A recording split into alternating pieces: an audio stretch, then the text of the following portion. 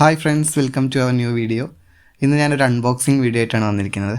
Last week ഞാനൊരു പുതിയ laptop എടുത്തിരുന്നു, ഡെൽ ഇൻസ്പിറോൺ 145420.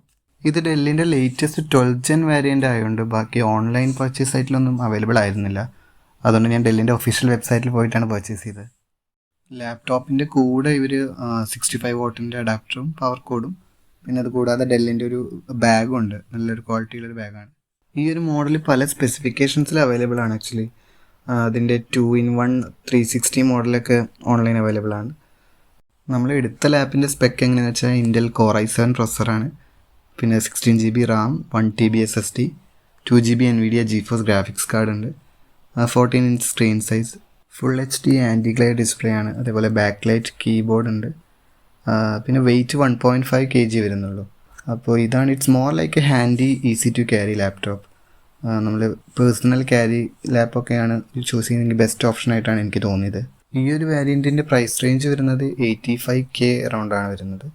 പിന്നെ നേരത്തെ പറഞ്ഞ പോലെ 2-in-1 പ്രൈസ് കൂടും. പിന്നെ അതിൻ്റെ വേരിയൻ്റ് അനുസരിച്ച് പ്രൈസ് റേഞ്ച് മാറുന്നുണ്ട്. 8 GB വേരിയൻ്റ് ഉണ്ട്, 512 GB SSD.